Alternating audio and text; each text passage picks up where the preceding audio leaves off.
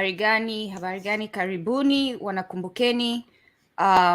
Today we are going on live earlier than usual.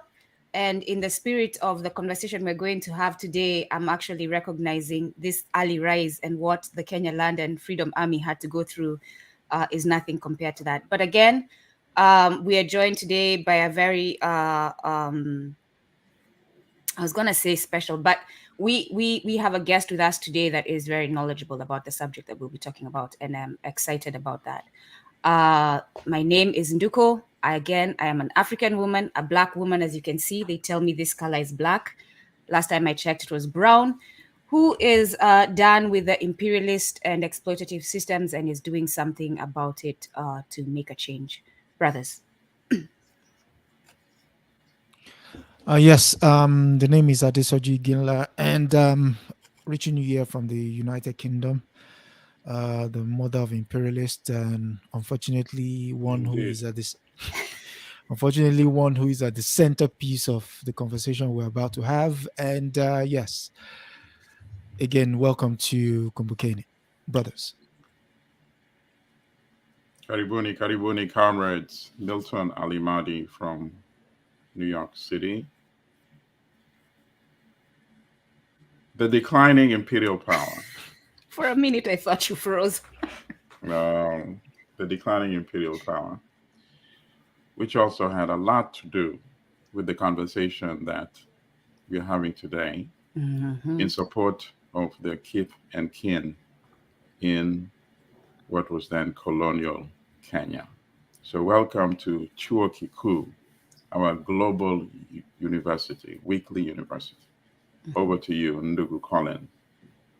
Yes, I'm Colin Benjamin. I'm also here in New York. I work with Comrade Milton as the editor of Black Star News, as well as on the Black Star News show, WBAI. And I don't know if Brother Milton is aware of this, but next year, man, it's going to be 20 years. Oh my goodness! Working with this. Wow. Your comrade. Yeah. Wow, right? I know, because you're scaring me. You're scaring me. I know. I'm scaring myself too. Like, damn. Yeah. There's a baby that just became an adult in the time that the two of you have been on those airwaves, right? Well, no, we haven't been on WBA either long, but me and him have been collaborating and working together. I don't know that. See, he's surprised. I don't think you remember that. Because I first met Brother Milton in 2004 at, what is it, Harriet Tubman, what is it, junior high school in Harlem.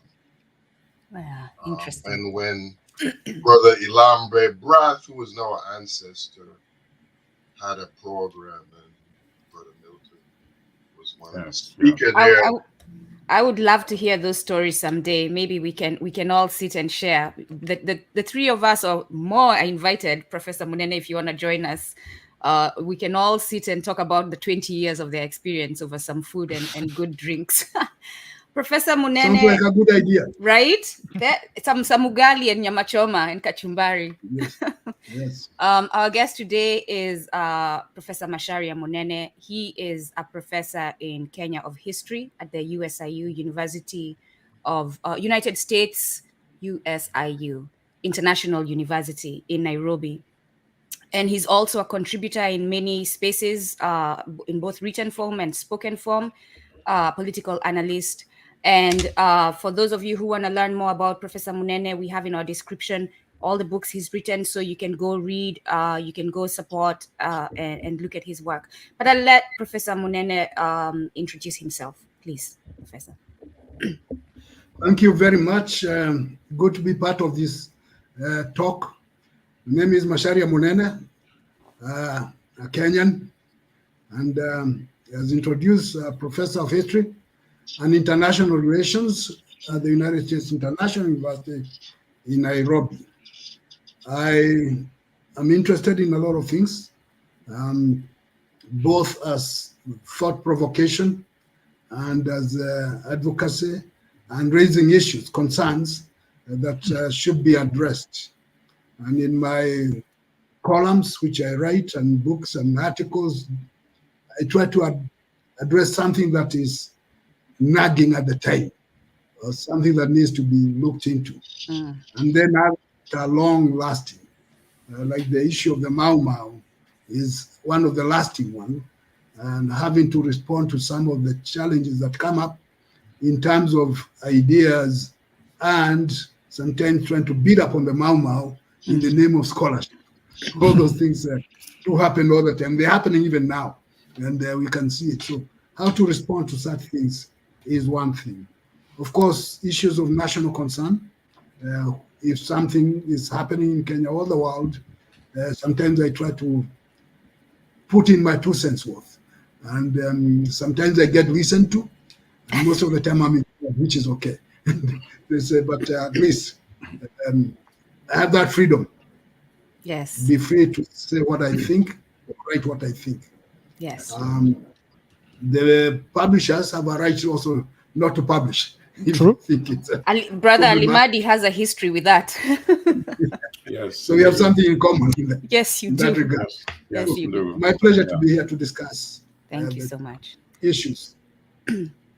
All right. So I think a good place to start would be for you to share with our community your connection with the Kenyan Land and Freedom Army. And I refuse to call them the Mau Mau just because the term was used to villainize them, right? So I'm bringing the heroism, the warrior in them by calling them what they wanted to be known as the Kenyan Land and Freedom Army. And that is what they were fighting for, the land and the freedom of Kenya. So please, if you can talk to us a little bit about your connection, direct and distance with them. But in addition to that, I think for some of the listeners, it would be beneficial if the professor can also tell listeners what actually was the Kenya Land and Freedom Army. Yes, please. Yeah, a brief history. Yes, please. Thank you. Briefly, the Land and Freedom Army was the armed wing of demanding political liberation. And its background is long. Some people would like to trace it back to the 1920s with the Haridhuku agitation, where there was some shooting, where the University of Nairobi is at present, and has produced one of the heroines of the day, Mary Muthoni Nyanjiro. And when he was locked up, the rise of the organizations that would be agitating, not only for his return, but also for more rights. And it is one of those organizations that sent Jomo Kenyatta to England twice, and he stayed there for a long time. But out of that, he was able to write a book challenging colonial benevolence. Facing Mount Kenya was not so much about how the Kikuyu eat and sleep and do other things. That one can get anywhere. But the challenge to the colonial benevolence and the claim to speak for Africans was the novelty. And that's what people liked about it. Now, after World War II, there were 2 forces, if I may say, that dominated the world. The emerging Cold War between the United States and the Soviet Union, and then the anti-imperialist and anti-colonialist movement that was mainly in Asia and Africa. The 2 forces were in collision. So, and then the Africans and Kenya was part of that. Now, when they met at Manchester in 1945, those who participated said they were going to do everything and anything to destroy imperialism and colonialism, even if it meant destruction of the world. That's what they said. And some people were surprised and bothered, but it didn't matter. The implementation of those resolutions was first in the Gold Coast, and then it was assumed, oh, the Gold Coast is okay because there are no white people there, so no danger. But in the Eastern African section, where the settlerdom was prominent, it was not expected that there could be such a challenge.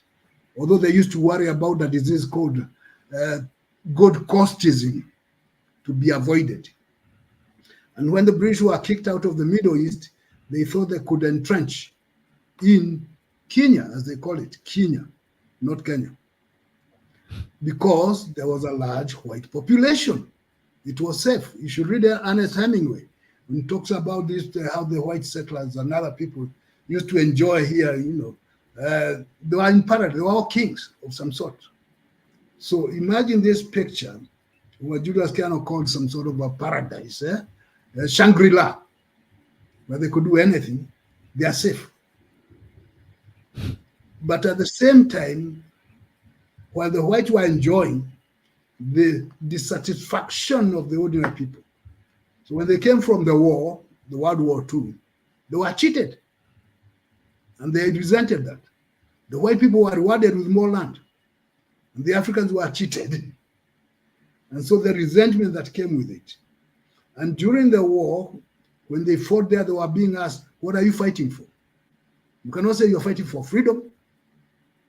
Who are you fighting for? So the whole colonial setup became questionable.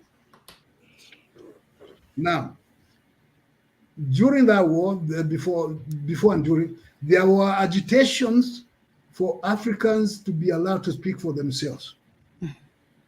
And people like Mbio Koinange became very famous for that. And Jomo Kenyatta himself, his friend. Now, Mbio Koinange thought that he would be the one to be appointed when the time came. Instead, the colonialists looked for an African who was compliant, who could speak very good English, Oxford English, had not been a problem. He went Fort Hare instead of going to America, and he agreed to teach at a lower salary than white people, although they were less qualified than he was. So he was not a trouble. So they put him there as an experimental person. And people, they said, okay, he's there, he's ours.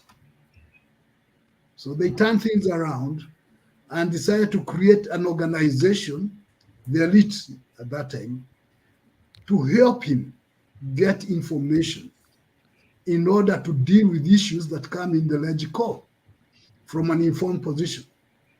So they created something they call Kenya African Study Union. After a year or so of studying, they got tired of studying. So they dropped the S and it became Kenya African Union, the political movement now. That's the movement that Kenyatta joined in 1946 when he returned. And at first he wanted to help the colonial government. They didn't want his help. After all, he was just a native. And the natives go and work in local district councils. So joining this movement, he did something which many people did not expect. He told them, look, whatever you do, let your friends abroad know. So he was in contact with Du Bois.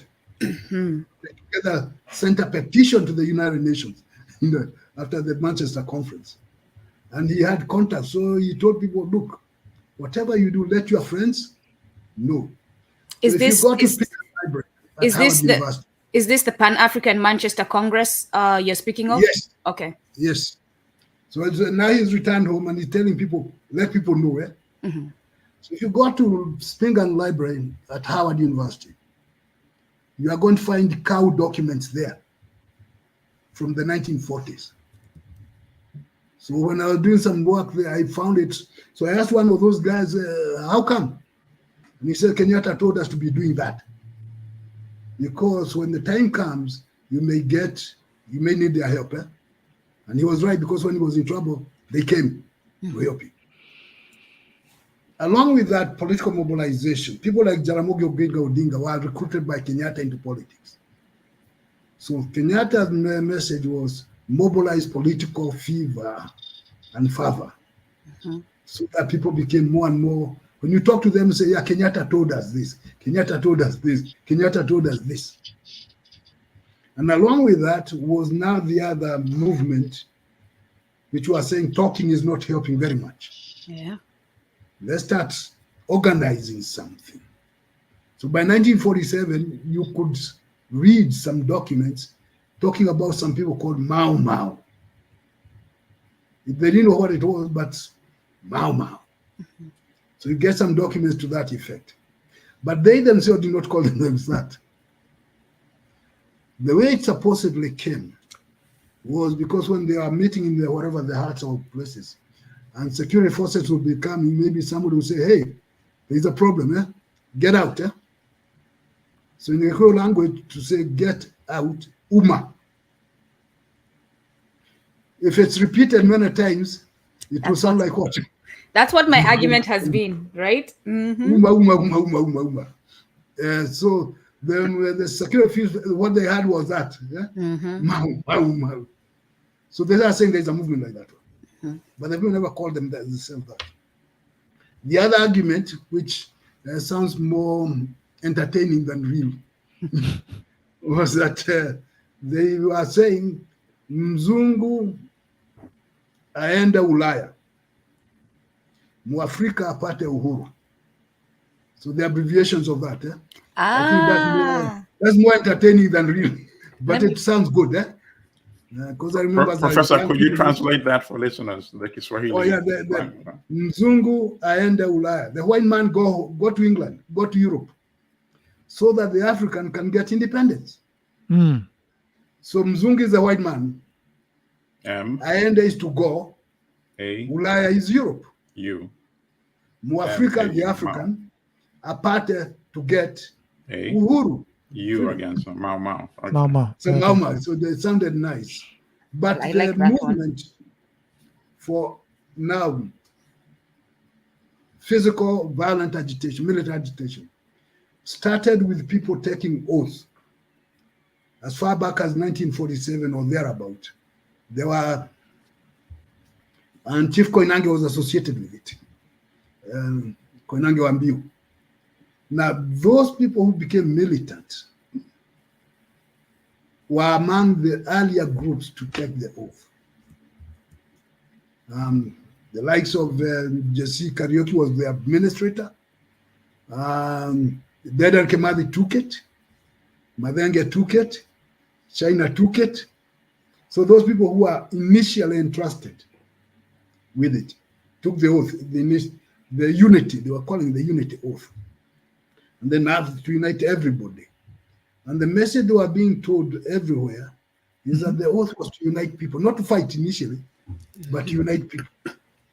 Then as the time came, once the night the emergency was declared, of course they now took some arms. They had been preparing.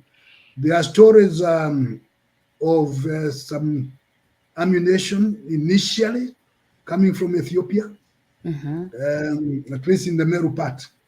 When you talk to them, they tell you, yes, Haile Selassie was somehow helping. And by 1948, they can say they had some, which Kenyatta told them to keep safe in a place.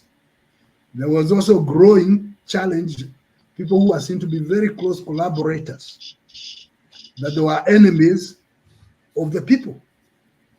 So we had incidents of people being shot at.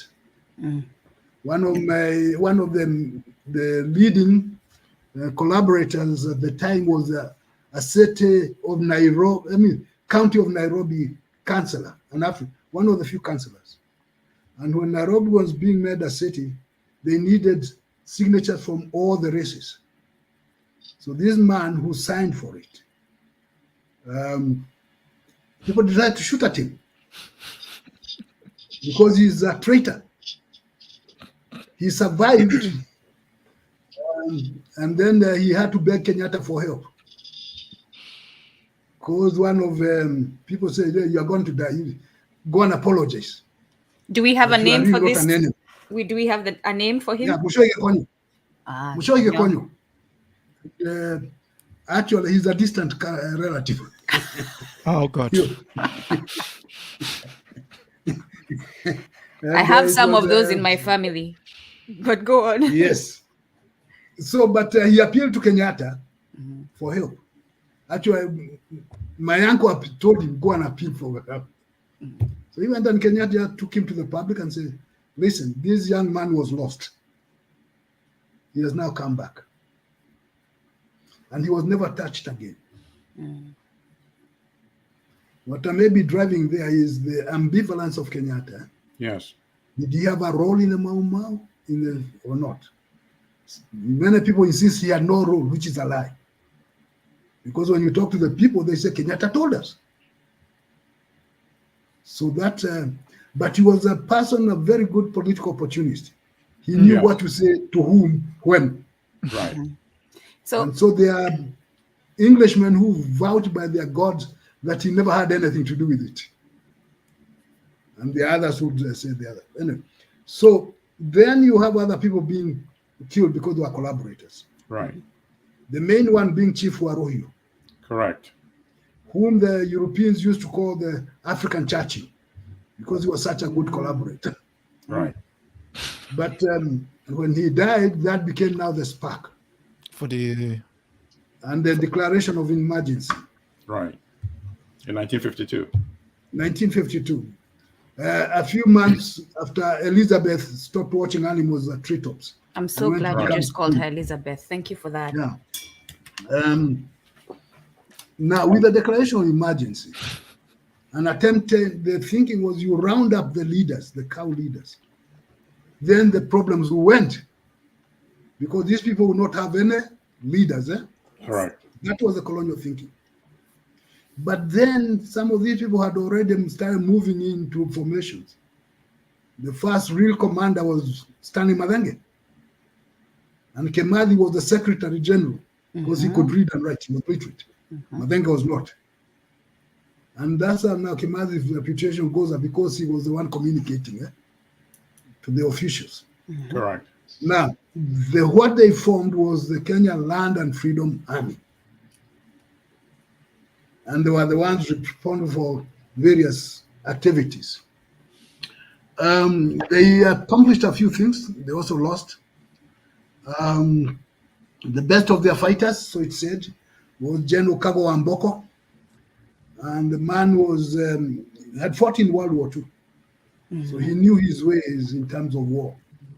And sometimes he would impersonate officials, go in a place and just take over. Or sometimes he would announce he's coming, I'm coming to beat you up. And then he shows up and goes.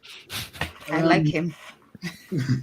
So there was that, on the British side, there was that impression. This is a local little thing that can be done in 3 months. 4 months. So you arrest the leaders, they finish everything. Unfortunately, it did not go that way. Lasted a year and it's still not over. 2 years is not over. 3 years is not over. 4 years, something is wrong. It is not a matter of the military operations. In fact, the general, Aiskan, I think, they said, no, this is not a military thing. It's a political what? So until you address the political issue, you are wasting your time. So now, that war had been predicted 50 years before by Francis Hall. And Francis Hall was one of those conquerors. In fact, a whole district was named after him when he died. But he concluded, he had said that the way he sees things going, there will be a war between the whites and the blacks. And he would not want to be there when it happens. Another one who predicted that was Captain Menatagen. He is well known for killing old Coyote, Koitalel. Yeah. Betrayed him and killed him. He also had said, the way things are going, there will be a friction between the whites and the what? The Africans. And the black. Especially with dispossessions. Right. So when that happened, Professor, just a quick interjection.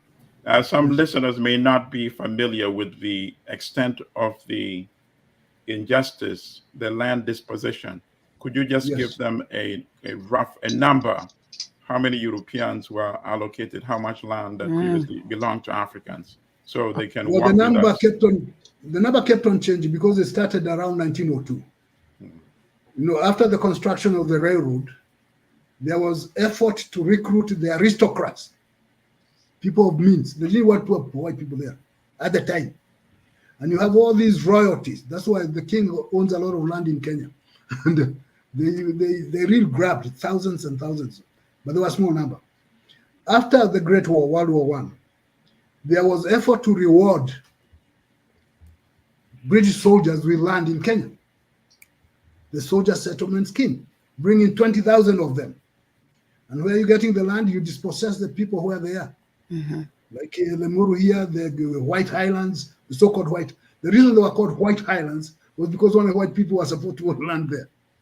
And then the areas of Gelmarakwet, Uasin Gishu, all those Nakuru, parts of Laikipia. So they gave them a lot of land, thousands of acres, and dispossessed a lot of people in order for those to get that. And you can still see that today if you drive from Nairobi on Rift Valley Road, that whole area, you pass by Delamere land. But go on, Professor. Which I understand he sold, or his killer, the Delamere's grandchild, the one who was killing people. Yes. And he died. So I understand the land has been sold to some African. Okay. Now, the injustice of the land, dispossession, was one of the genesis of the agitation for war. And so the Kenyan Land Freedom Army used to fight talking about land and freedom. We are the Naidaka. In fact, there is a song like that. So they were fighting for land and freedom. And Kenyatta was their spiritual titular leader in that. But the actual fighting itself were those people who ended up in the forest. People like Kimathi and China and Matenjago and Boko and Mwariama and all those. Quickly, Professor Munene, how does the KLFA transition from Kimau being, we have been told by,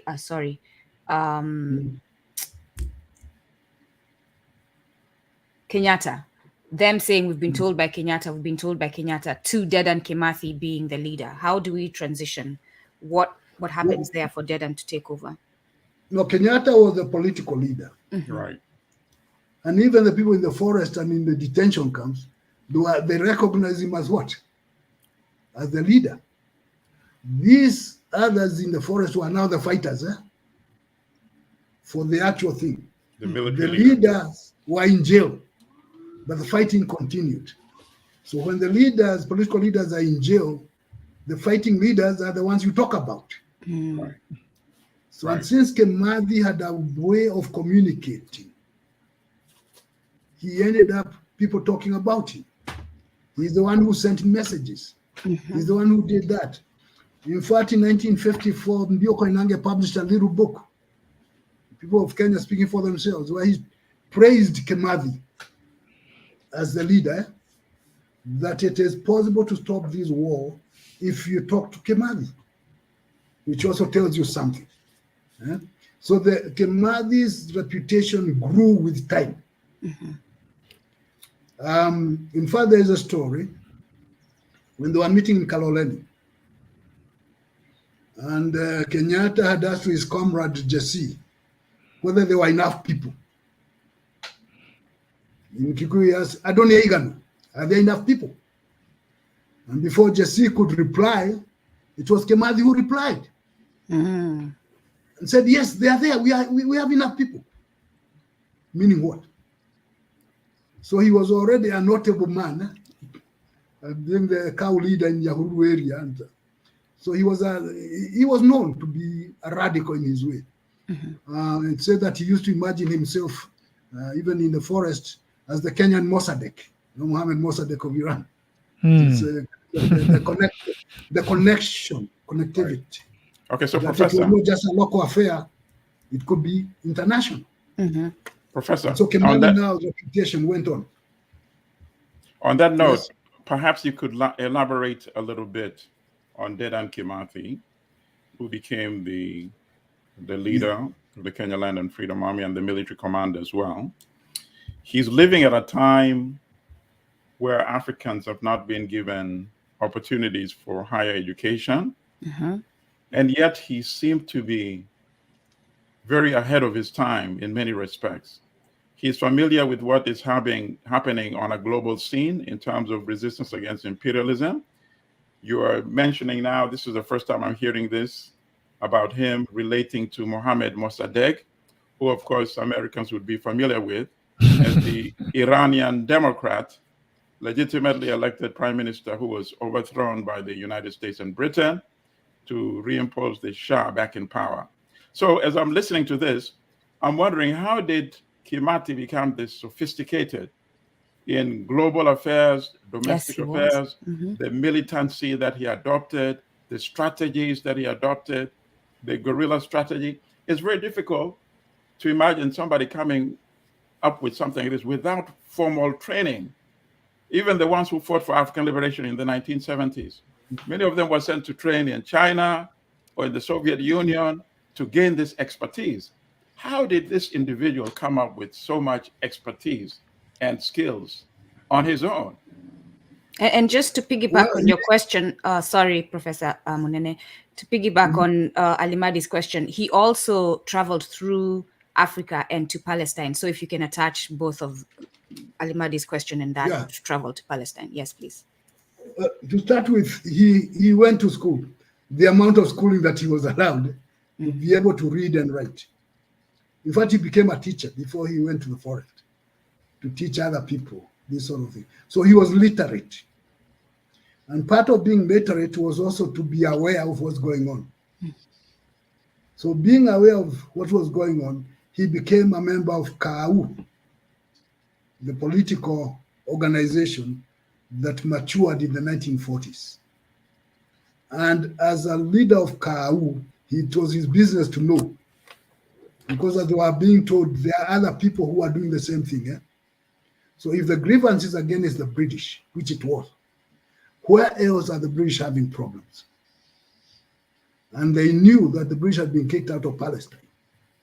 And when the British were building the big military barracks at Kahawa, that was built as a place of entrenchment for the British Empire, supply center for the military, because they could not be in the Middle East. And that was when they thought that they were safe. So the leaders of KAU, of which Kimathi became one, were aware of all these things. They were aware of what had happened in the Gold Coast before it became Ghana. And some of them were saying, yeah, that sounds good. And Kimathi was an organizer, by his temperament. And that's why he ended up being the leader of KAU. Now, it is said that his interaction with Kenyatta was not the best. Because when Kenyatta visited his area where he was, he seemed to have visited with one of the tycoons, one of the rich people, who was not an official of KAU. So Kimathi was not very happy. So he is the leader of KAU, and he is the leader of the movement, associating with somebody who is not the official leader. Some people would, in fact, I talked to one veteran who told me that could be the genesis of the problem, because Kenyatta was not behaving as they expected. And some would go to the extent of saying maybe the influence of his English wife was pronounced in those things. But Kimathi was a very knowledgeable man, and he was also a crafty man. He was a manipulator, political manipulator. And as a political manipulator, he knew what to do. And that's when they went into the forest, he ended up taking over from Mathenge. Because initially it was Mathenge who was in charge. But Mathenge was illiterate and not a very good organizer. Right. Kimathi was an organizer. And he knew how to advocate for himself, or push his wisdom and expertise. Kimathi was not a very good Democrat in that sense. They ask them, they'll tell you. It's funny you say that, Professor Munene, because as I was reading, and we put the books in the chat in the comments for all of you, but I'm just gonna hold it up for those who will be watching the video later. Yeah. But as I was reading, this is a record of a lot of the Kenyan Land Freedom Army letters, Yes. diary entries, journals, meeting records. And this was driven by Dedan Kimathi. But also, I disagree that he wasn't a Democrat, because even in one of the meetings, he is confronted about something he had done, and he has to admit that he was wrong and say that he is going to follow the rules that they have all agreed they should all follow. Because to them, it was very important that the leadership is strong and it's not flawed, because that would kill the motivation from their followers, right? So please speak to that, because there's so much villainizing of the Kenya Land Freedom Army and of Dedan Kimathi. So these good aspects of them as men who are willing to put away their ego and fight for their country and put that first is something good to highlight. So please, how organized he was and how much of a team player he was. No, he was a leader, and he organized the Kenya Parliament. And in the Kenya Parliament, people could speak.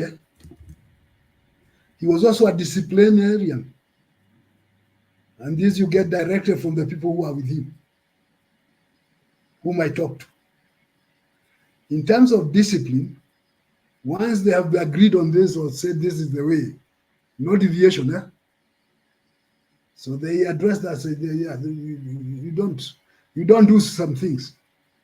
So that's the context in which I said that. Right. Yes, there was a Kenya Parliament. Yes, there was consultations. Sometimes the consultations went haywire, and strange things happened. Okay. He was ultimately the commander-in-chief. Yes, he was. Yeah, he was. The commanders don't argue too many times. Right. Once the policy has been set. When Fidel Castro was at Sierra, when Fidel Castro was leading the war against Batista, I imagine it would be this similar circumstance. So, Professor, could you briefly also mention Mathenge himself? Because ultimately, he, quote unquote, disappeared. And even up today, he's not officially recorded as dead, even though he would have to be 104 years old if he was still alive, whatever he is today. Could you speak briefly about Mathenge that? is one of the three mysteries about the Mau of the Kenyan Land and Freedom. He's one of the mysteries. As I said, he started as the overall commander, and then Kimathi took over. Now, he had serious military experience in World War II. And it is said that in those formative stages, the cow leaders and their militant wing wanted people who had experience. That's how Mathenge comes into the picture, as a good fighter who had experience. I had the privilege of talking to his wife. She's still alive, and can tell you nice stories about him. But while they were in the forest, he and Kimathi quarreled. The source of that quarrel is another matter. I think that's he was saying Kimathi is presuming to be a leader, and he didn't want. I think he even refuses to show up for one of the conferences they have, right? They had a few conflicts, and then so Mathenge left. So they separated. In the same way, actually, General Kago separated from Kimathi because they had differences. Now, it is then said that that's when he went to Ethiopia. And there is a debate as to whether he actually went. The claim is that he was killed. A number of people are saying he was killed in a particular battle and all those kind of things. Therefore, he never went. But nobody saw him dead. But they keep on saying he was killed in a particular place. Okay. Now, the possibility of him going to Ethiopia is linked to another claim, that when Haile Selassie was being returned to Ethiopia by the British, among his bodyguards were some Kenyan people. And Mathenge was one of them. And another fellow called General I think I will remember his name, that he was a Meru guy, that he was actually Haile bodyguard. And therefore they knew each other, they knew. So when they claimed that some weapons were being brought from Ethiopia, it was through that connection. So if it is true, then he knew his way. And so he went and he got settled. For a long time, people knew that he had disappeared. And it was said he went to Ethiopia. How many they were, nobody knows for sure. Now, years later, you have this story, Joseph Karemi, the journalist, who went digging and said he'd found him. And they talked.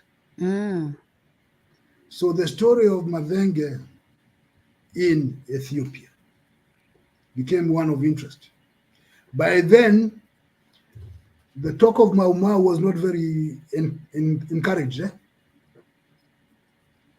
When Mwai Kibaki became president, and he opened up, legalized Mau Mau as a movement, because it was illegal all this time. So he made it legal.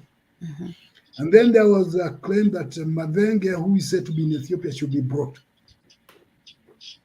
And he was invited. And the Kenya government put him in a nice hotel for a whole week. But then the paradox was that he left Addis Ababa as Madenge. It's only 2 hours flight.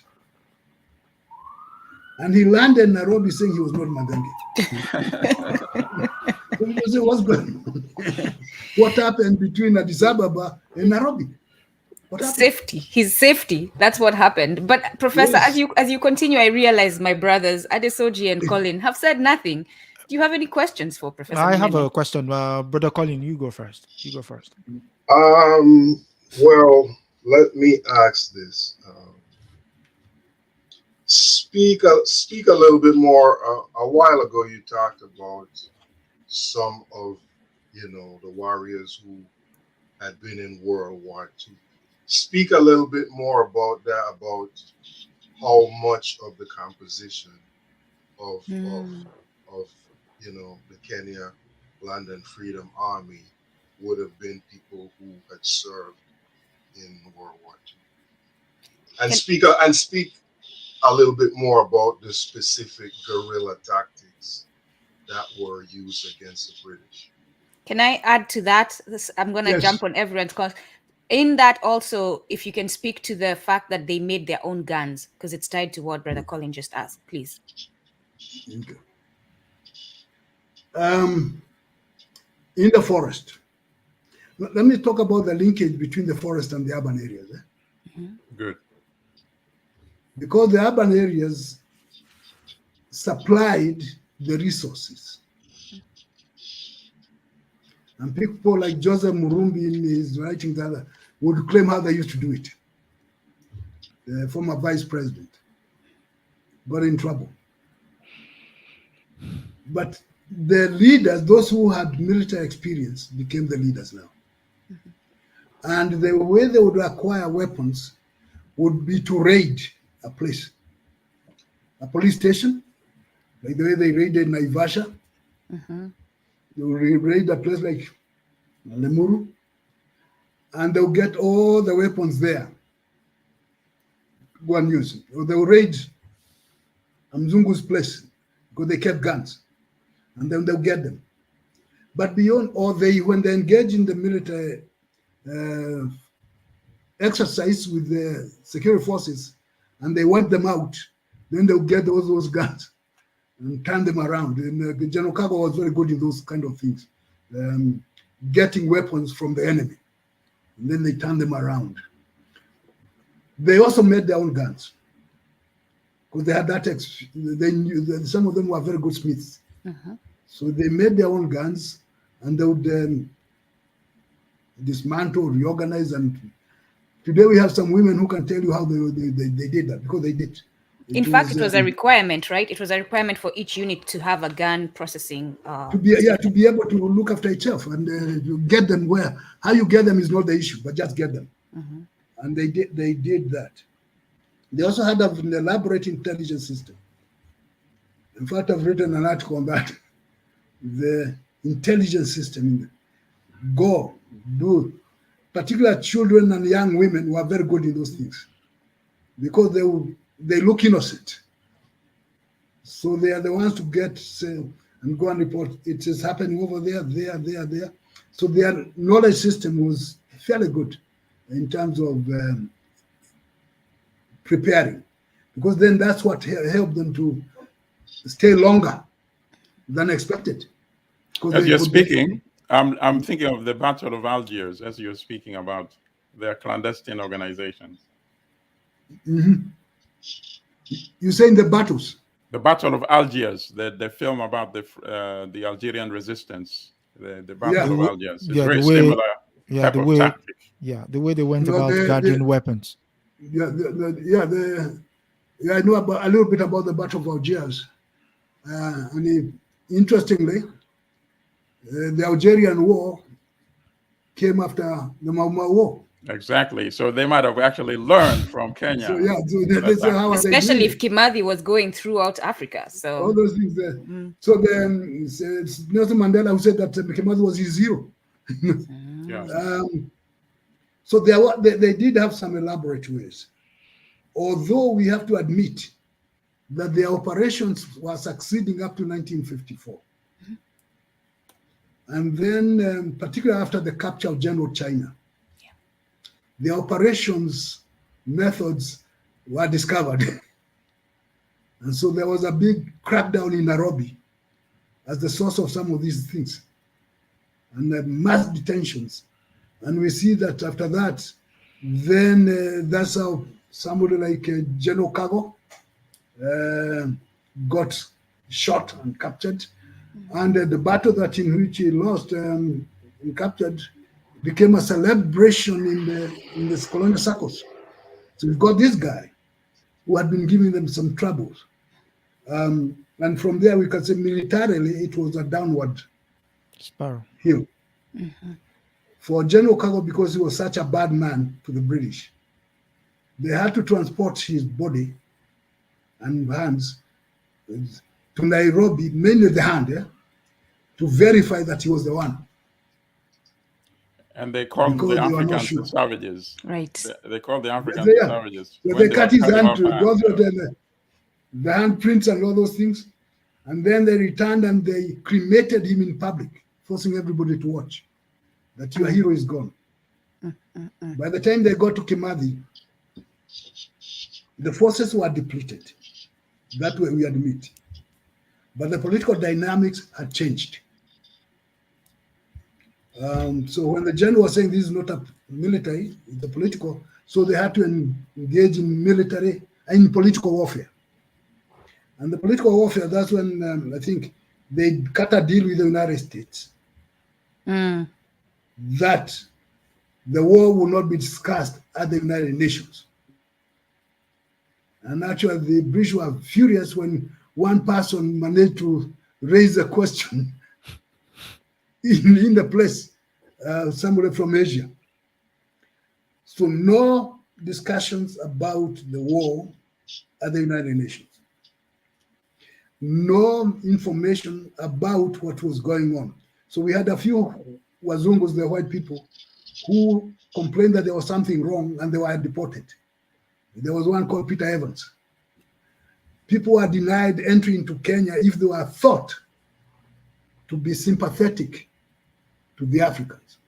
Some Americans, some others. Total information control, propaganda.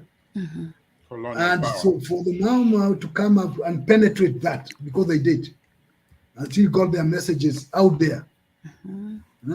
Remember when there was Kenyatta's instructions in the 1940s, let your friends know outside there. So when the war broke out, the friends became interested. And they usually got the information and bet the whole thing. The whole thing backfired. So, but apart from denying information, there was the effort to create new leadership. Because the bad ones were in jail, and Africans need to have their own leaders, so you create leaders. From the British perspective. Yes, the British now created leaders. The most effective of these created leaders was Tom Mboya. He was articulate, he was brilliant, he was photogenic, and he was a trade unionist. So that was, saying now, and he is not those people in jail. That's how Mboya was sold as the leader, not just of Africans in Kenya, leader of Africans. Right. And they sent him to England, to Oxford, not to get a degree, but to hobnob with the big powers, the policymakers. And then the Americans took him. So he went to the US, and the American Labor Union took him. The British were not amused because they used to say, he's ours, how come you've taken him? Right. And in Nairobi, he got a lot of money. He built us the headquarters of the Labor Union, Solidarity Building in Gekomba. That money. So they paid for his campaign in 1957, the first political campaign for Africans that were allowed. And he looked as if he might lose, so they sent $2,000 in those days.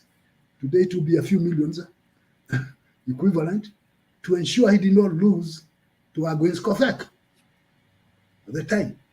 So he was their man, the leader. Then you have these others who came. Jaramogi, who was recruited and reported by Kenyatta, is also elected at the same time. And we're talking about Jaramogi Odinga, who is Raila Odinga's father, right? Yes. Right. So, Professor. And a rivalry developed between these two men. Right. Professor. Because Kenyatta was supposed to die in jail, and he didn't die. Professor. So if he dies, who takes over? Right, Professor. Could you put it in a broader context what you're talking about now? Because now we are talking about who inherited the Kenyan state after the armed resistance was over. Because now that would also allow us to discuss what Kenya became and what Kenya could have become had there been outright military victory, instead of the British co-opting the people that they allowed to inherit the power. The grooming and the co-opting was part of the preparation for the post-colonial, because it was very clear that independence was coming. Who then should be given that independence? Kenyatta is in jail, and they are bad people. Independence, right? Yes. Okay. Who should get it? And the competition between the Americans and the British as to who controls Kenya after that. That explained all the education programs that were created in the late 1950s to see who succeeds. The end result was that there was this big rivalry between Mboya and Odinga as to who succeeds Kenyatta when he dies. The politics of Kenyatta's death. He didn't die. So after he comes out, arrangements are made. And since by the time of independence, there were commotions in Congo. And there were writings that Kenya, once it becomes independent, it will be worse than Congo. Because there had been a war in Kenya when there had been no war in Congo. So what you have there now is this Kenyatta and the people around him, none of them wanted another Congo. And they all wanted to be thought of well as responsible people. Kenyatta wanted to be seen as a responsible person. Seeking that approval from the white man. Yes. Okay. That's what he did. And it was acceptable because he has this now revolutionary legacy, pre-war. And now he is acceptable because he is wise. The symbolism of that acceptance was the meeting held in Nakuru, where he addressed a hall full of settlers very apprehensive of what he was going to say. When he stood up to speak, he entertained them by telling them he's one of them and they are part of him. We are all Kenyans. Yeah? And he said, we don't want you to go. You stay. We want you to teach our people how to do this. By the end of his speech, the settlers were jumping up and down, singing Jomo, Jomo, Jomo. Lord have mercy. No longer the enemy. So I tried to find out why he did that at one time. And I talked to one of these nephews of his, Njoroge Mungai, who was at the meeting.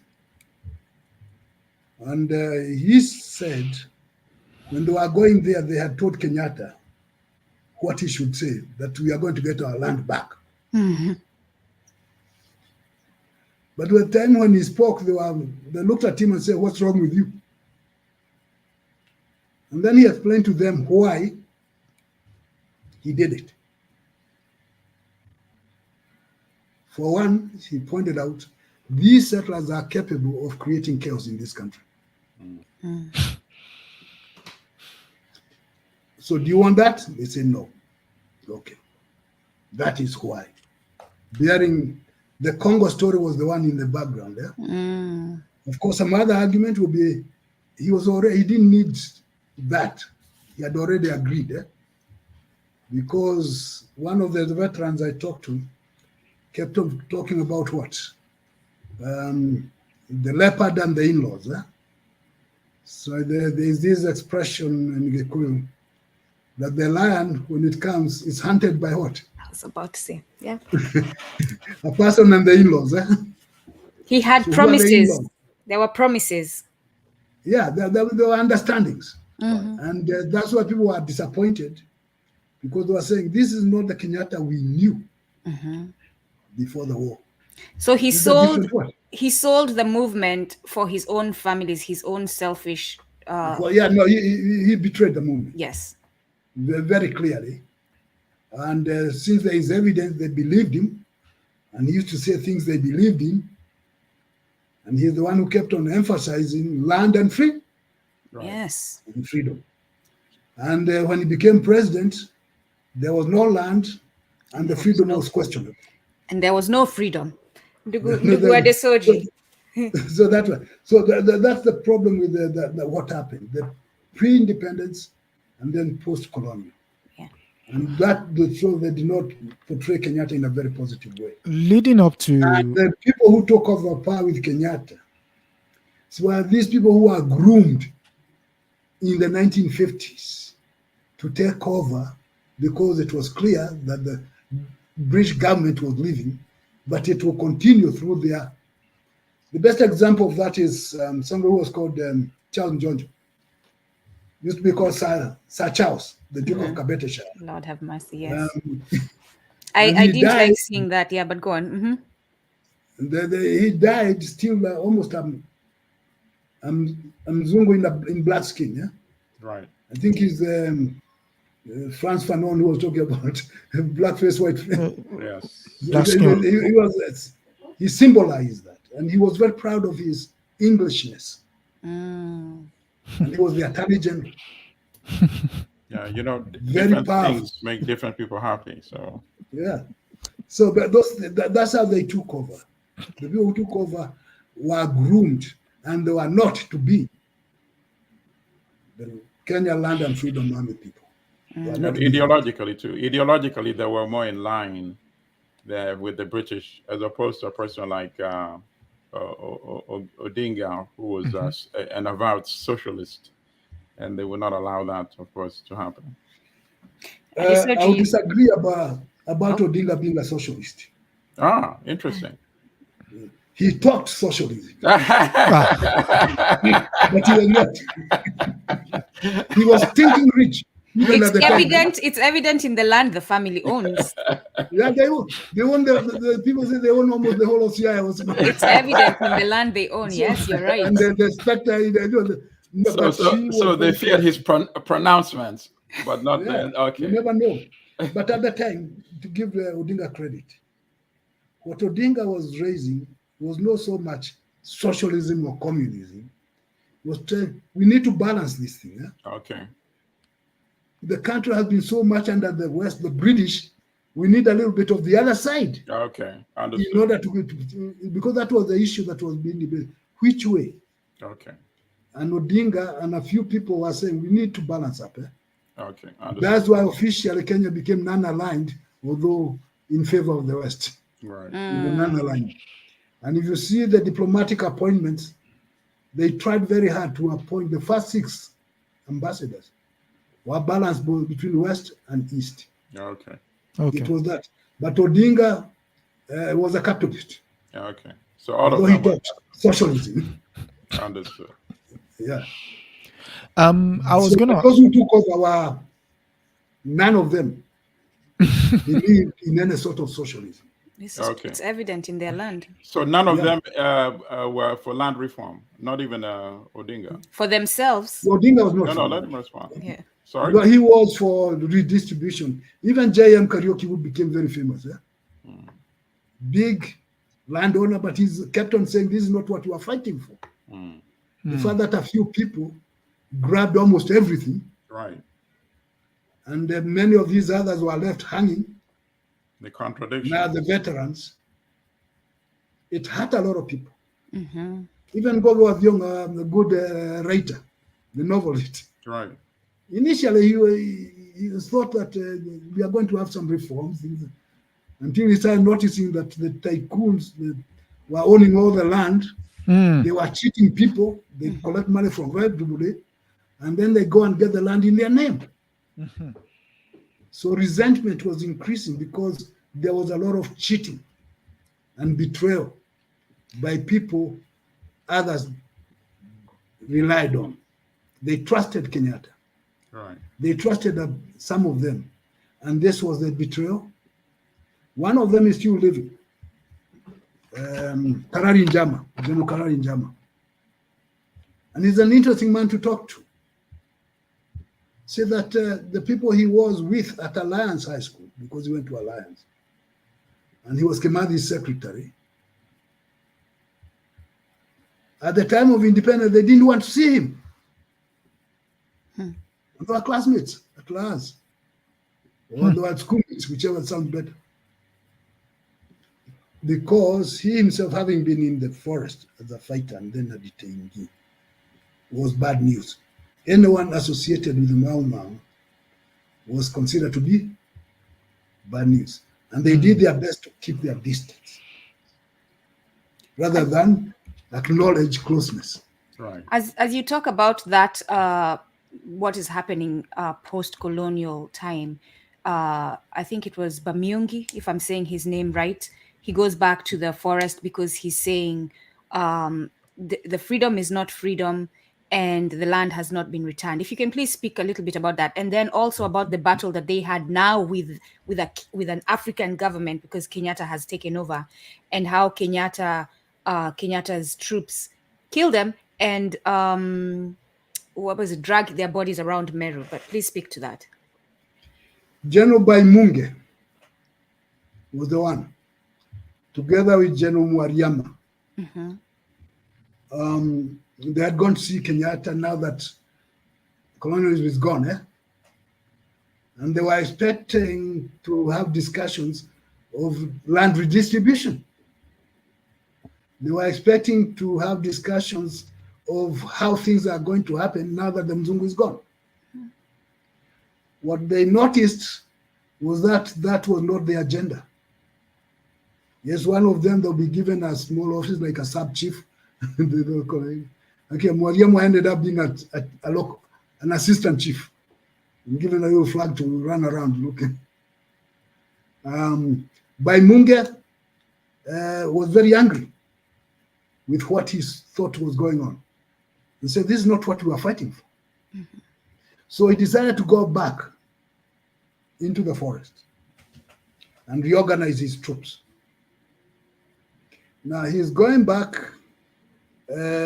almost alone, since some of the others who had been with him and they knew the forest, they knew where to get him. General China, who had become very close to Kenyatta, and had been sent to Israel for training.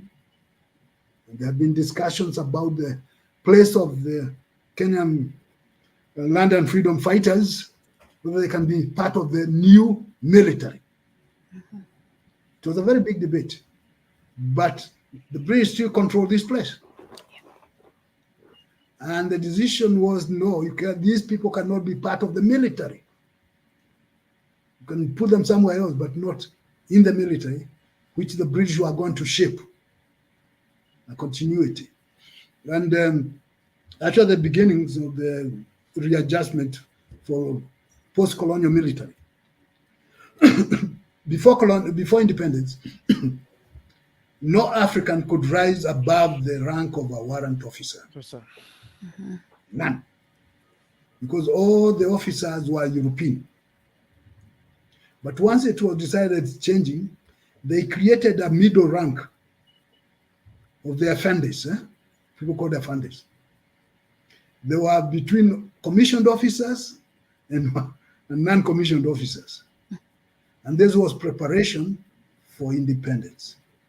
And among those Afandis was somebody called Idi Amin, right, who had experience beating up on the Mau Mau in Kenya. You had General Mulinge, General Ndolo, or they became generals after that.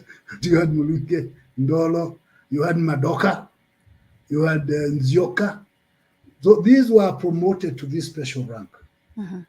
And at the time of independence, they were commissioned as officers.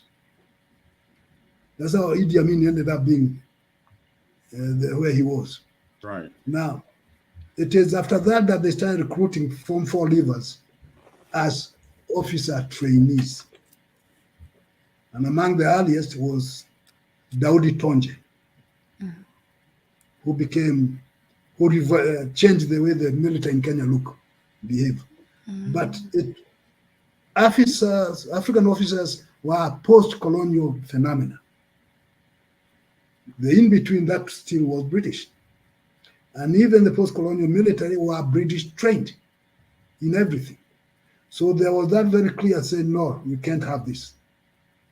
And then there was that little mutiny in Lanet. And who rescued the new government? British troops. They're the ones. So after that, we had this arrangement, defense arrangement, which explains why the Batuk still operates in Kenya. So you had that, there was no willingness to accommodate these people. So the best thing they could do was to give a few of them positions in the newly created National Youth Service, but not to be part of the military. Adesoji. Kept out. Yes, I wanted to go back to the influence of Dedan Kimathi vis-a-vis the state of emergency, and also if you could talk to what happened at Hola, the Hola massacre. Yes. Okay. And how before you go, and how that played into the psyche of the general that went back into the bush, remembering the fact that if we lost this amount of people, and now you guys are just sharing the spoils of what the people wanted, how can this sit on my conscience? And so I think in a way, him going back into going back into the bush was effectively saying, I'll rather die than be part of what you're doing. Yes. So if you can speak to that, please. Yes. Well, Kimathi's reputation increased with his death. Because now he became a mythical figure. If only Kimathi was around. And so people remember a lot of things. If only he was around. There was those rumors that he probably would have been the first prime minister. Probably. But he died. And why? No, General China was sentenced to die, and he didn't die. Because he helped.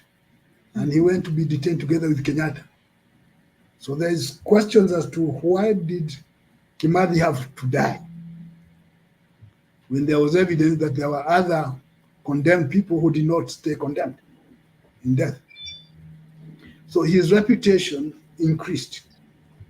And it increased not just in Kenya, but all over. Right. So he became that symbol of fighting to the end. Mm-hmm. And that's why I think Nelson Mandela, when he was in Nairobi, said he wanted to see Kimathi's widow, because that's his hero. I wanted to see General China, and he was denied. That was it. Now, Baimunge and others, and actually not just Baimunge, a lot of people are very disappointed.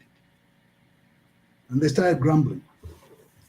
So when he said, this is not what you are fighting, that was a direct challenge to Kenyatta and his authority. So they did what they thought they needed to do. And Baimunge now became a legend because he was killed. And as you say, there's a story that he was dragged around Meru for people to see. Yep, for 3 days. Mwariama, I think, was arrested once or so, and then he came out a little sober. It became a problem very much after that. So what you had was that the new post-colonial government was doing some of the things that the colonial government did. That was very disappointing to a lot of people. There is one or two people, that fellow, there was a man who was being deported from the US in the 1950s because of his supposed association with cow. At independence, he was expected to return to Kenya and take a high position. I think he came one visiting, and then he went back to the US. And I asked him why he didn't come, why he didn't stay. Because he had fought for this in the 1940s as a cow operator.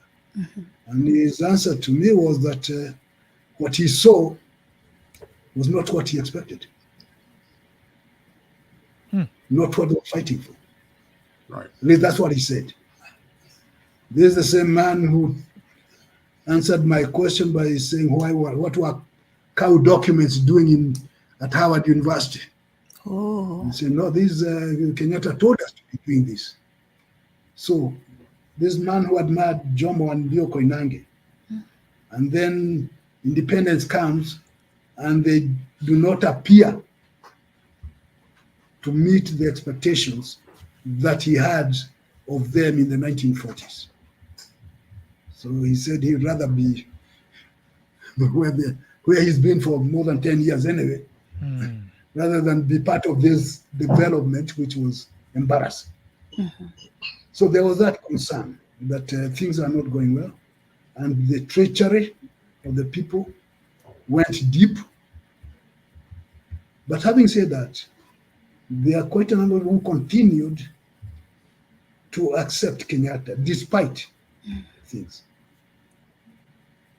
And he drew some strength from that, in the sense that he could reach some appeal and said, things are not, they are not good, but what do you want me to do?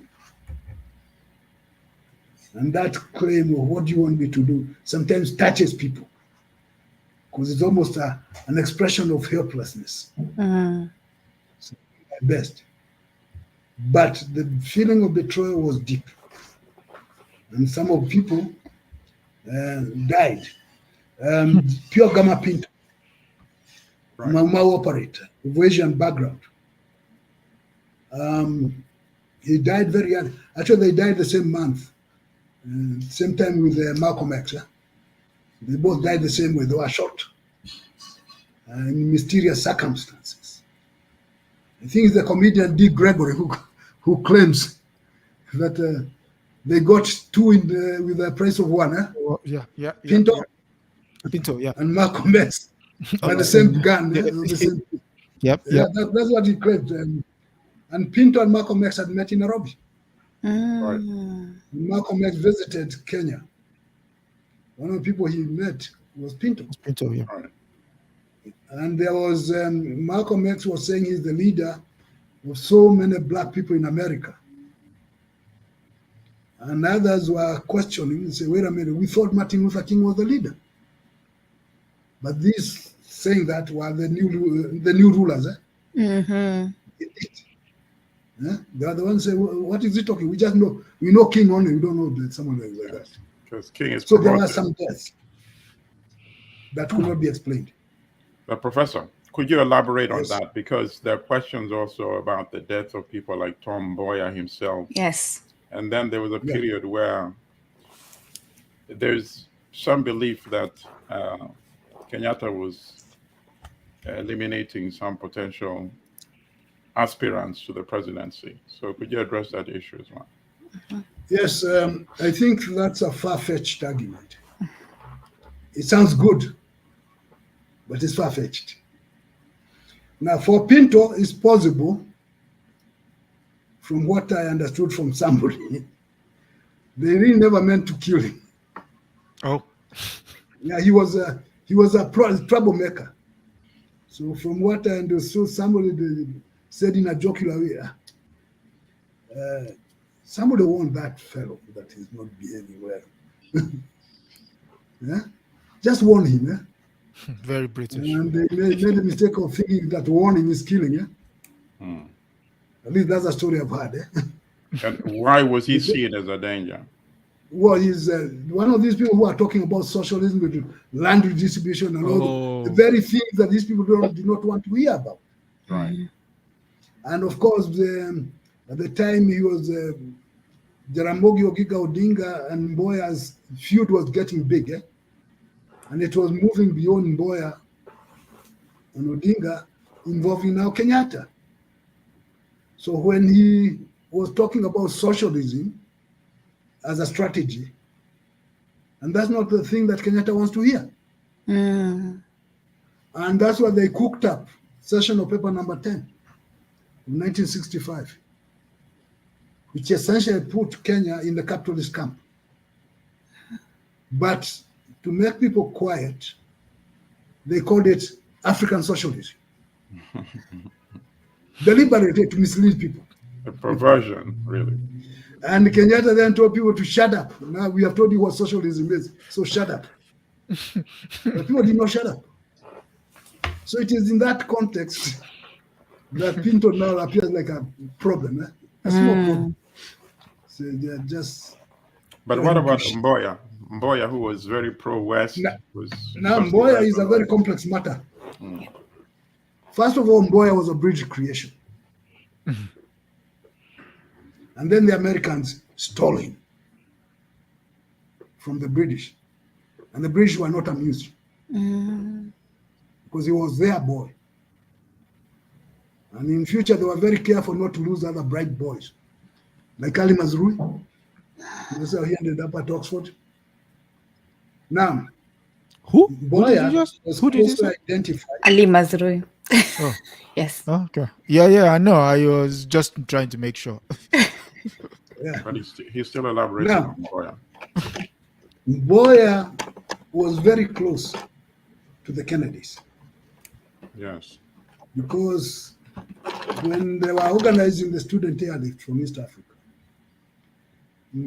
Kennedy was the chairman of the Senate Committee on African Affairs.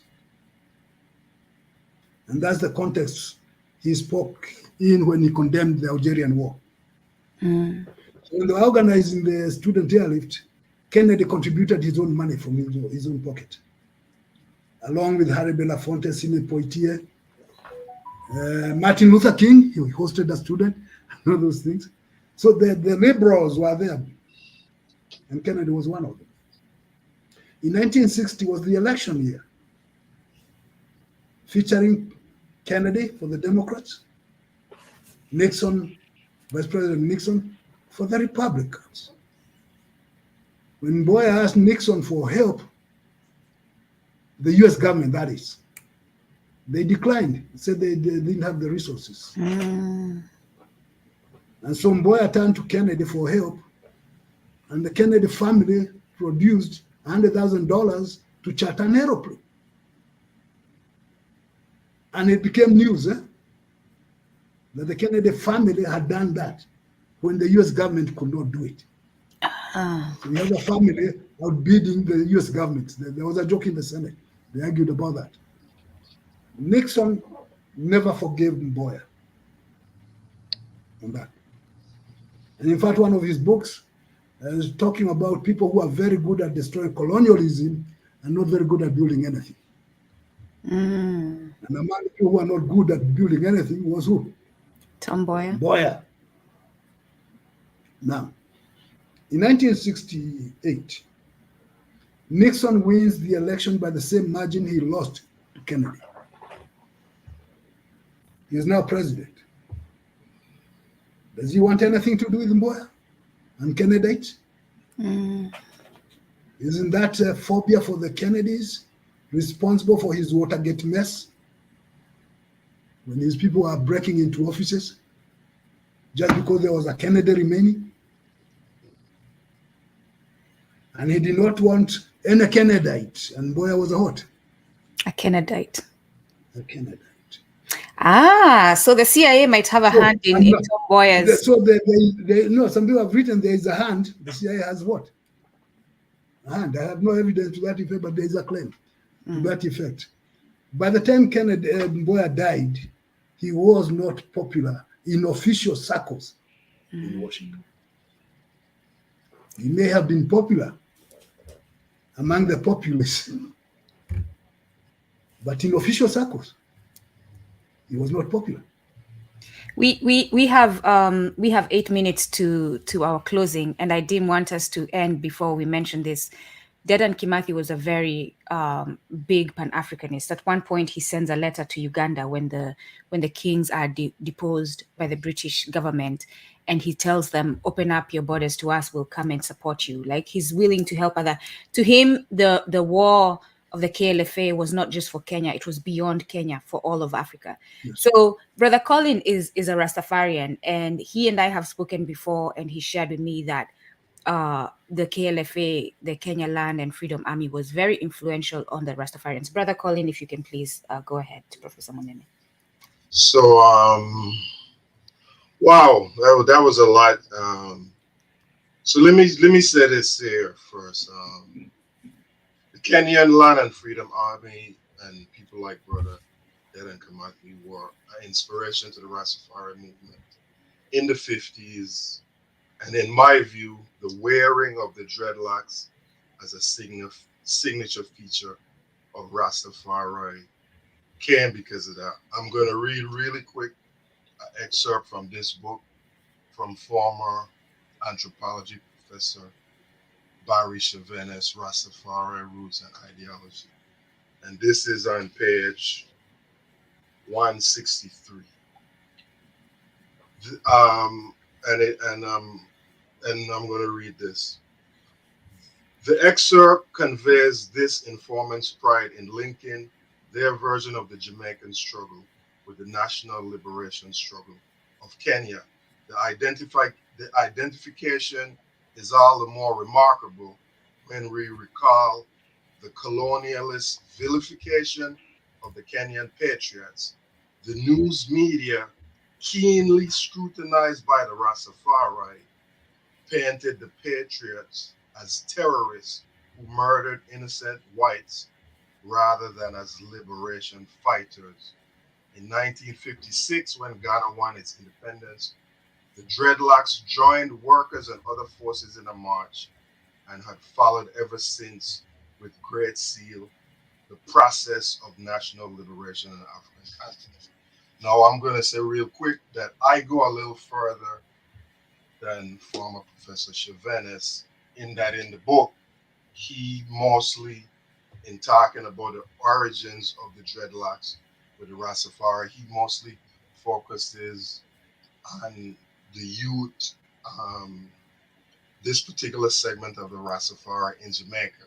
But what I'm saying is, if you follow when dreadlocks became a prominent feature of the Rastafari in the 50s, it corresponds with what was happening straight up in Kenya.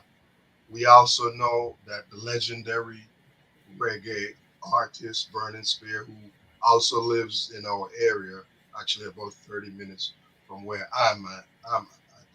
The Burning Spear, of course, as the professor would know, comes straight from out of Kenya is one of is actually what there's actually a medal to name the burning spear.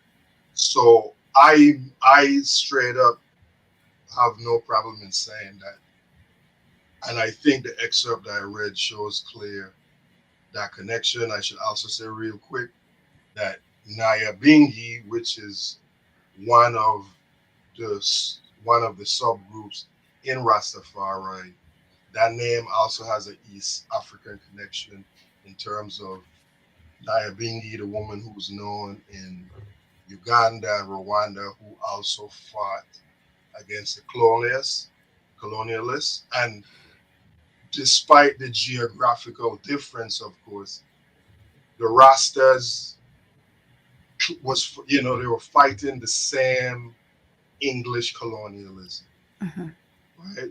And so, and then real quick again, the dread part of the dreadlocks, because we know dread means fear, is because, in my view, that the Rastas who saw what was happening in Kenya realized the fear, right, that the British had for what was going on, right? Because before that, it was more, people mostly know about locks, but not dreadlocks, right? So, there's a lot of other things to be said, but I know we're running short on time, so maybe I'll just leave it at that. Professor Munene, if you can please speak a little about that. Thanks for that. It's good connection, good information.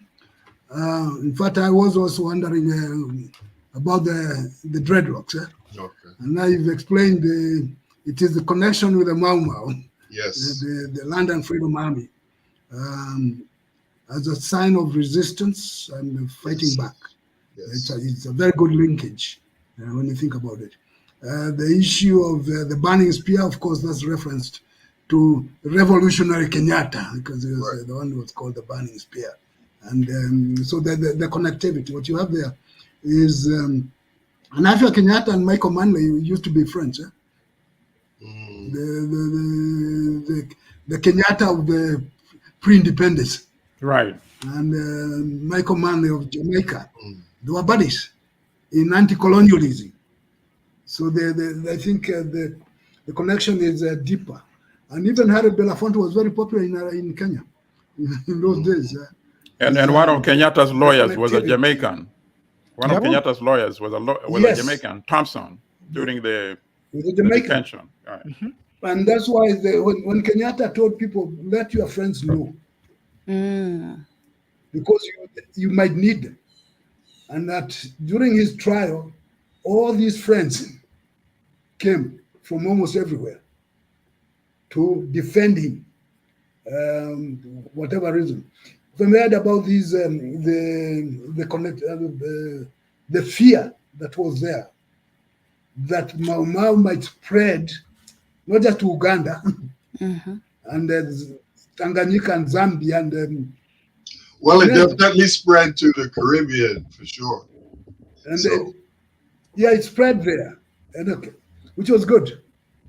But I was going to say that the fear was widespread because even Nehru of India, who also sent lawyers for that, told the Secretary of State of the US, John Foster Dulles, when they met in 1953.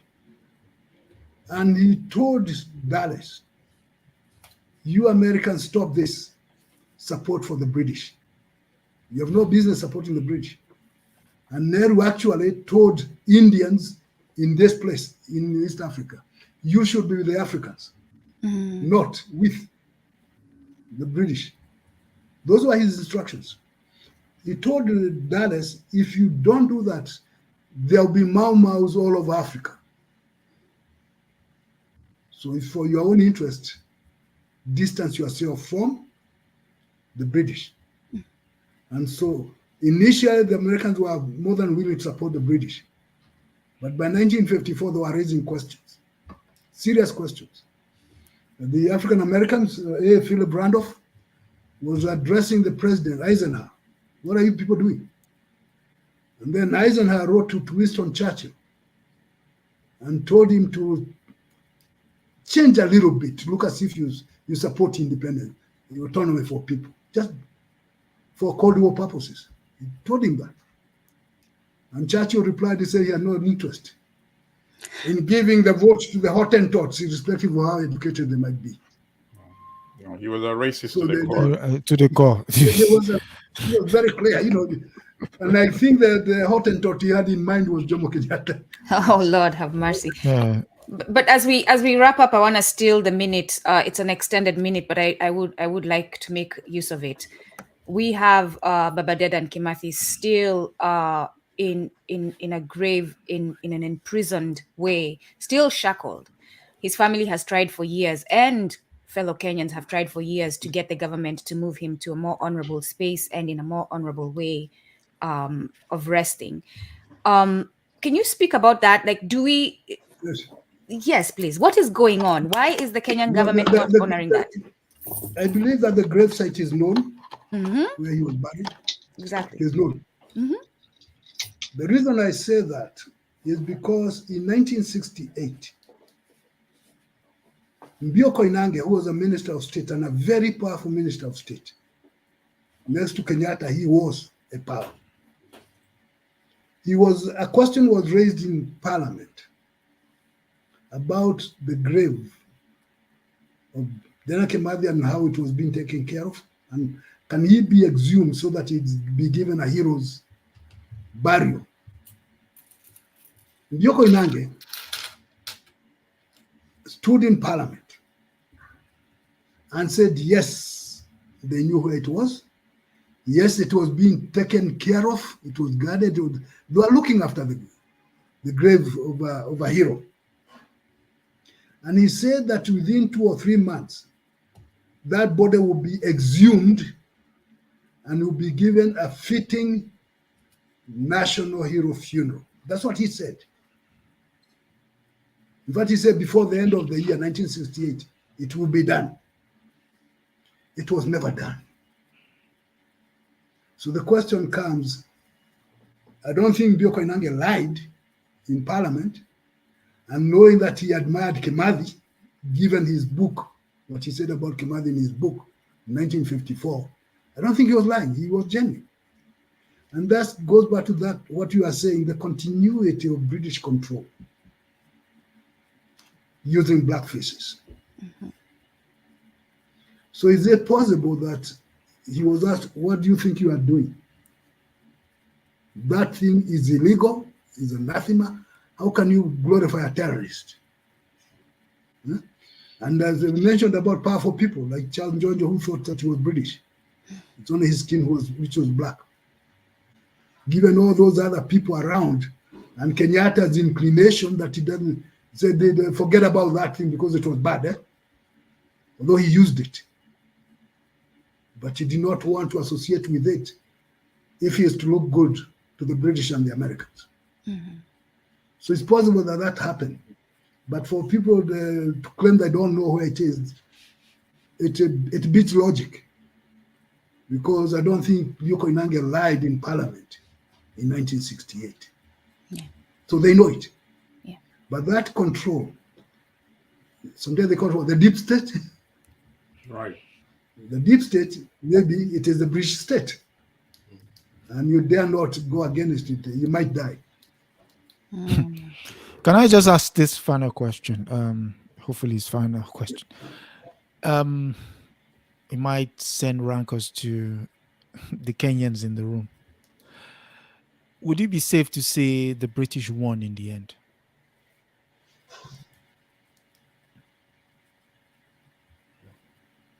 To the extent of continuity. Yes. Right. British continuity, yes, they won. Yes. Now, let me say this. Colonialism itself was based on racism. Right. Ultimately. It's the white people controlling black people, enslaving them and all that. Anti-colonialism, therefore, was also racist, eliminating white racism. And once you eliminate white racism, you can then say that you are free. So we had black people replacing white people in office, and we called it independent freedom. But the structures were never meant to be destroyed. Right. Oh, But that's not Nyerere tried it a little bit. Yes. all Africa. So that was it. So the continuity is there. The British, in that sense, the British won. Yes. So I mean, that's why the king is coming.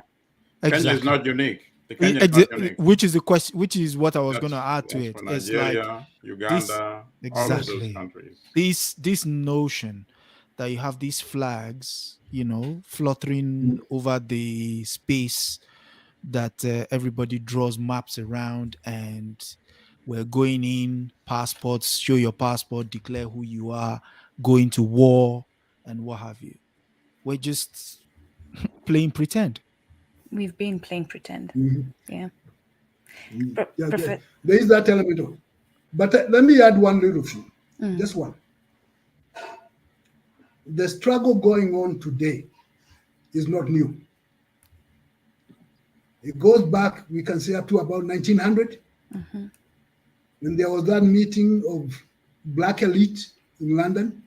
Right. Some people say it's the first Pan-African Congress, where Du Bois said, what? The issue of the color line, But it's not Du Bois so much as the fact that there was another meeting of the white people for Africa, which created the Royal African Society, which still publishes African Affairs. And that was a meeting of white people on how to control Africans.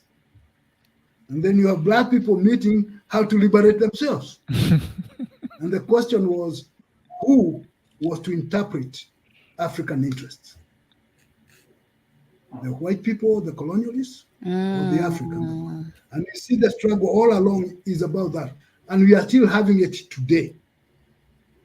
That we do have people in positions of responsibility who do not want to think and to interpret. They want somebody in London, in Washington, in Paris, who do the interpretation.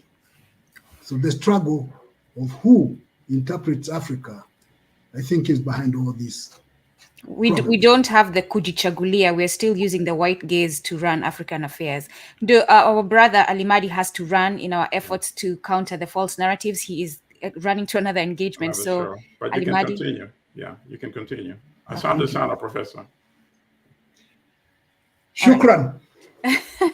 And then we're going to wrap up here. So, Brother Colin Adesoji, I'm not sure if you had any other questions. Professor Munene, Mwalimu Munene, to me, we can talk about this all day. There is so much to cover. We didn't even touch on majority of the information that we found out. I would encourage everyone to buy this book, or at least buy it, gift it, but it has words from members of the Kenyan Land and Freedom Army, meeting records, Baba Kimathi's journal entries. You get to learn from them what they were experiencing. I want to mention real quick, there's a story, there are a couple of stories. The book, I had an amazing time reading it. It's a great read. But one of the stories I want to share is they were one of those moments where they were traveling through the forests from one unit to another, because the unit was under attack by the British and they're trying to get away from them, or they're going to look for food. And it's the men and the women, and they encounter on their path the enemies, and they're getting into war with them, a battle with them, and it seems like they're going to lose. And the men talk about walking away. See, we didn't even talk about the women. The men talk about walking away at that battle because they're going to lose, but the women say, no, we're not going to walk away. This is our land. They cannot continue to grow fat on our land while we die. We're going to continue with the battle and proceed. And they won that battle. And the men praised the women for being so brave. So these are, and hopefully we can bring you back to talk about this more, because there's so much else to cover. The other thing I was going to say, and brothers, please jump in as we wrap up. See, now I'm getting so excited I forgot about it. Adesoji, Colin. Yes, Prof, you mentioned the Royal African Society. Unfortunately, they're still writing books. They're writing books. There was one I read about 5 years ago, and when you mentioned it now, I knew at the time that there was something wrong with that book, but now that you mentioned it now, it just clicked, because you mentioned the use of blackface in order to hide behind. This guy, when he wrote the book, he got a quote from a very prominent African writer who wrote the foreword.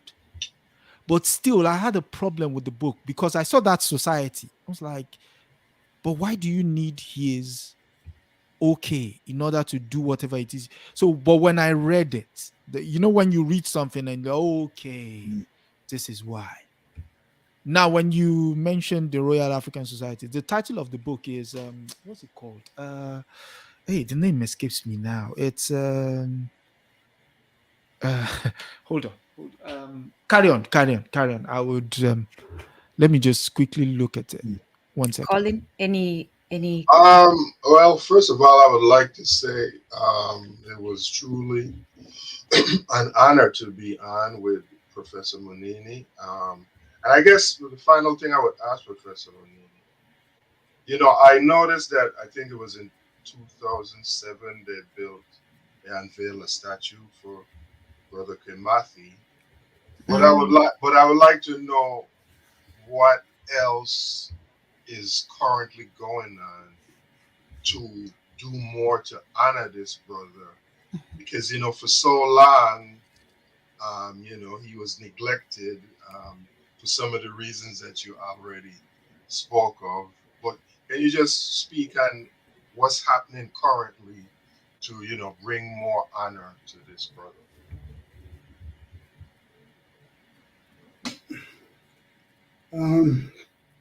I think there is something positive happening. A forum like this one is very positive. True. Because you are doing what needs to be done. Right. Get the word out. Right. And we know that there are battles to fight ahead. Some of them we know with whom. But the fact that people are talking about it is very good. Although it has also got into the political arena, some politicians who are now proud to say that they are descendants of Mau Mau. And their value, well, is something else. But at least they are raising awareness, because Mau Mau has become a political football, especially when one person dies and the politicians want to be identified, because it's now becoming an in thing. You are a good fighter, freedom fighter, against some entrenched interests, that sort of thing. In itself, it's publicity, it's raising the awareness. And to the extent that Mau Mau is now something to talk about without fear, is positive. The only thing is that we should also be aware that it can be hijacked. It has been hijacked before. And you have now the home guards claiming to be the Mau Mau. The home guards were those collaborators. Right. Those who support the British through thick and thin. And then when the independence came, they were the beneficiaries, because they were accepted because they were black. That's what I was saying. The colonialism was racism, and anti-colonialism was also racial, connected with that. So it's good that things are happening. Now, on the women issue, yes, they were there. They fought. Yes. They cocked the guns. they inspired people to go and fight, like the example you give. But we might also say that sometimes women wait for the moment until the men betray them and fail. Then they can say, what's wrong with you? You are the man, and you are not doing the manly thing. Right. The story of Mary Nyanjiru in 1922, when Duku was arrested, and she challenged the men, said, there's something wrong with you. the fellow is in there and you're just sitting here. Let's go in. And she got herself shot. Yeah. She's a legend of shaming men for their cowardice. And as example, give her, they are there in battle and people say, let's retreat. No way, move on. And here goes the question with the recent monument, right? That has, and I don't even think it's the face of Baba Dedan Kimathi that they've used, but it has a KLFA soldier and a woman handing him a basket. You know, the one I'm talking about that was just recently erected, right? For the one at Uhuru Park. Yes. That's Uhuru Park, of all places too. It's Uhuru Park. The park Uhuru, for those of you who don't know, is the Kiswahili word for freedom, liberation. But they should have a male warrior and a female warrior, and then beside them, the community that is supporting them, right? So the women, the men, the children. It should be a whole community of Kenyan Land and Freedom Army. But the women, very much, Nyanjiro, in that position of warrior next to the men. So I will do everything in my power, and I hope you join me in that, and I hope more Kenyans join me in having that corrected, that monument being taken down, and a better one going up to honor them accordingly.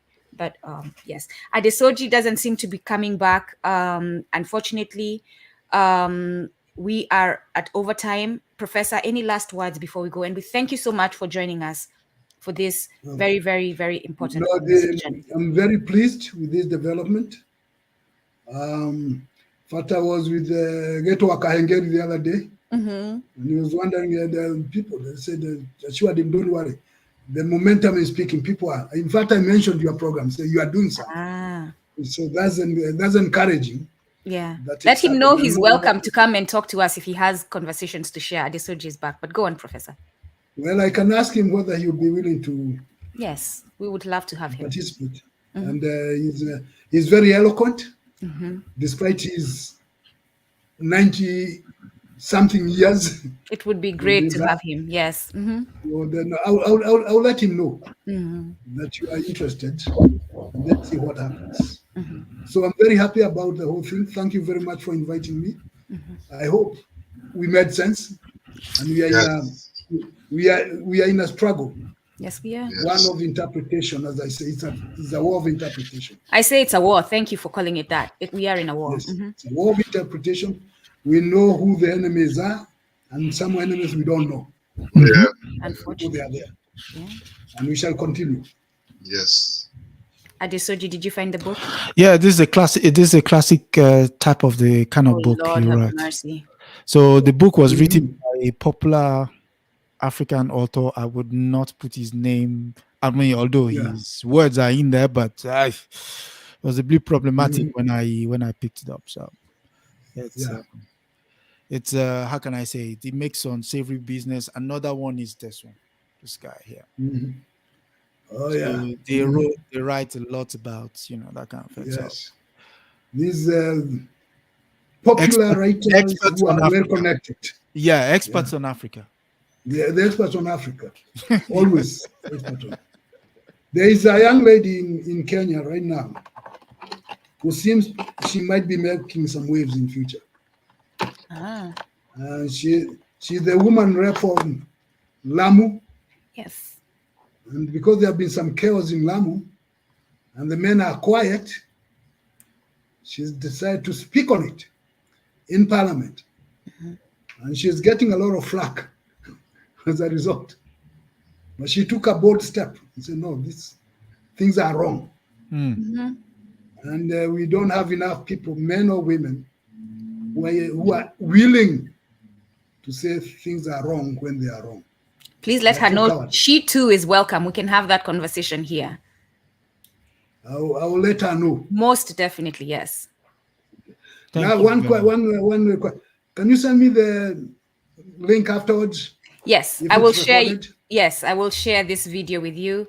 Thank you all. Thank you everyone for joining us. Again, there's no way to cover the Kenyan Land and Freedom Army in an hour and a half. So this will be a continued conversation so that we can bring that knowledge. And for those of us who are wondering, what can I do? What can I do? Stop supporting writings and storytellings based on that white view, right? Stop supporting the white perspective of putting out our story. Start supporting the African perspective of putting out our story, and start doing it yourselves and investing in it. Thank you all. Asanteni, kwaherini, have a nice day, and thank you for those who joined us early. Asante sana, Professor.